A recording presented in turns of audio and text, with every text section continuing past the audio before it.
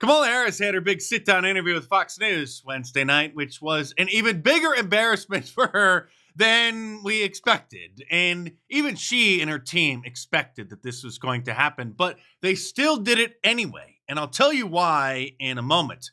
Here is Bret Baier starting off with one of the most pressing issues of the election, which is intertwined with the other pressing issue with the economy, because immigration, illegal immigration, the invasion of our country, and the failing economy are very closely intertwined, along with the housing crisis and our tax dollars being wasted on the illegals. And so here he is, being a real journalist, asking her a real question. You know, voters tell pollsters all over the country and here in Pennsylvania that immigration is one of the key issues that they're looking at this election, and specifically the influx of illegal immigrants from more than 150 countries. How many illegal immigrants would you estimate your administration has released into the country over the last 3.5 years? Well, I'm glad you raised the issue of immigration, because I agree with you. It is a topic of discussion that people want to rightly have. Notice she didn't call it a problem. It's just a topic of discussion that people want to have. And you know what I'm going to talk about. Yeah, but right do you now, just a number? Do you think it's 1 million, 3 million? Bret, let's just get to the point. Okay, the point is that we've been invaded, you've allowed it and encouraged it, and it's collapsing our country in every possible way, culturally and economically. That we have a broken immigration system that needs to be repaired. In the Democrats' mind, the broken system is that they're not able to give them citizenship fast enough. Of course, the Democrats denied Donald Trump's border wall while pouring countless billions of dollars into foreign countries, into Israel and into Ukraine. That's the problem in the Democrats' mind, is not that they're actually coming, it's that they're not able to get green cards and citizenship fast enough. So your Homeland Security Secretary said that 85% of apprehensions. I'm not finished. I'm speaking. We have it's a an rough immigration estimate of system 6 million people have been released into the country. And let me just finish. I'll get to the question, I promise you. I was beginning to answer. And when you came into office, your administration immediately reversed a number of Trump border policies. Most significantly, the policy that required illegal immigrants to be detained through deportation, either in the U.S. or in Mexico. And you switched that policy. They were released from custody awaiting trial. So instead, included in those were a large number of single men, adult men, who went on to commit heinous crimes. So, looking back, do you regret the decision to terminate Remain in Mexico at the beginning of your administration? At the beginning of our administration, within practically hours of taking the oath, the first bill that we offered Congress was a bill to expedite welcoming the invaders here, to have more federal resources and more federal officers set up there to, quote, process them, to welcome them here. Stay tuned, because there's plenty more in this video, but real quick, subscribe to my channel if you're new here. And the reason why she did this interview, knowing it was going to be a complete embarrassment in its full context, is because now the liberal media can take a couple little short clips of her repeating her talking points and then claim that she's so brave that she even went on Fox News. But they're never going to show the actual questions that she was asked or the clips in their full context. Credit to Bret Baier, because he didn't let her filibuster. And when she tried to change the subject and repeated her talking points, he would press her again. You said repeatedly that the border was secure. When in your mind did it start becoming a crisis? I think we've had a broken immigration system transcending, by the way, Donald Trump's administration even before. Let's all be honest about that. I have no pride in saying that this is a perfect immigration system. I've been clear, I think we all are, that it needs to be fixed. We need the border wall, we need to round up the illegals, and we need to deport them immediately. I was just down at the border talking with border agents, and they will tell you, and I'm sure I know you investigate and you are a serious journalist, that we're being invaded by hundreds of thousands a month after month, year after year. But they also just endorsed Donald Trump and said, you've been, quote, a failure with border security. Why do you think they said that?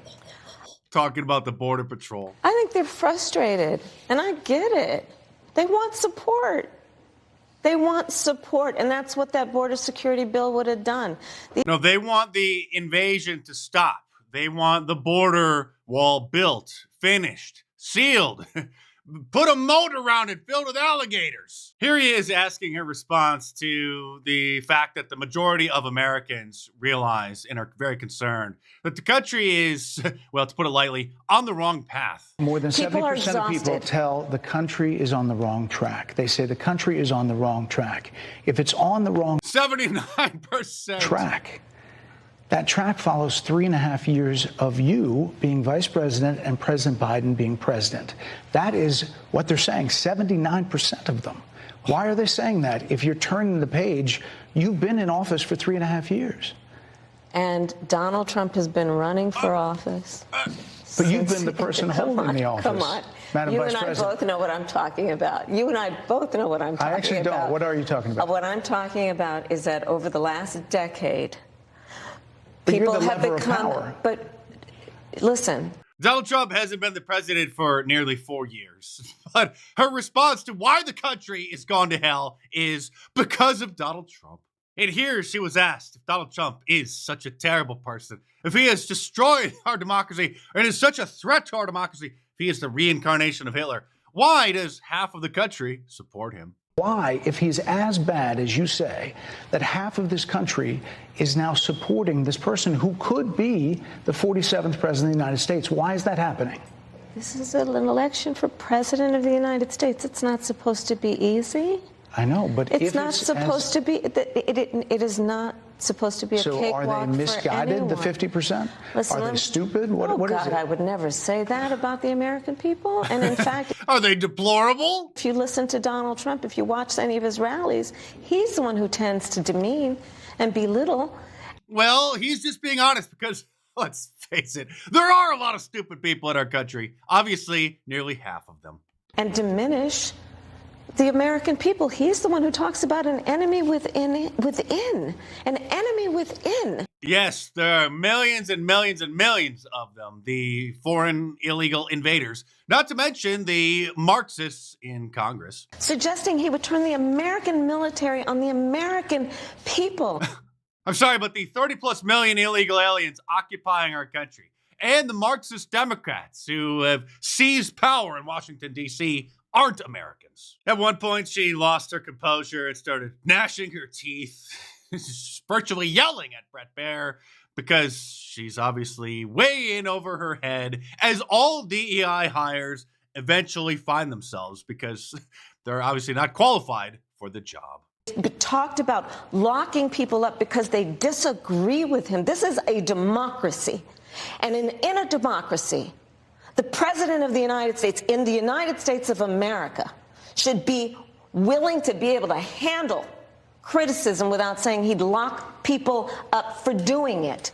Actually, it is your president, Miss, who is trying to lock up Donald Trump for his freedom of speech. It gets even better, even though she showed up 15 minutes late to the interview in order to try to whittle it down to just 15 or 20 minutes instead of the 30 minutes that her team had initially agreed to when Bret Baier asked her about old Joe's lack of mental faculties. You call Donald Trump, he's misguided. You say now he's unstable. He is unstable, Brett. He's not well. You say he's mentally not stable. He's not stable. Let me ask you this. You told many interviewers that Joe Biden was on his game, that ran around circles on his staff. When did you first notice that President Biden's mental faculties appeared diminished? Joe Biden, I have watched from the Oval Office to the Situation Room. And he has the judgment and the experience to do exactly what he has done in making very important decisions on behalf of the American people. There were no concerns raised? Which is why the Democrat Party forced him out of the race, because he obviously wasn't qualified to be a candidate. Joe Biden is not on the ballot. I understand. And but, Donald Trump but is. You talked about it. And Donald Trump After George Clooney said within a few minutes of talking to President Biden at a fundraiser that he thought this was not the same Joe Biden that we saw on the debate stage. Donald Trump is on. Donald Trump this, Donald Trump that, Donald Trump, Donald Trump, Donald Trump. I understand. You met with him at least once a week for 3.5 years. You didn't have any concerns?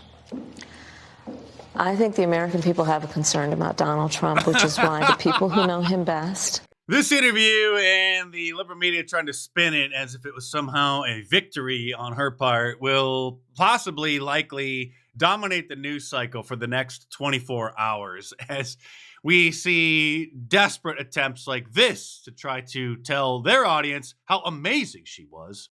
I think it's a win for that campaign.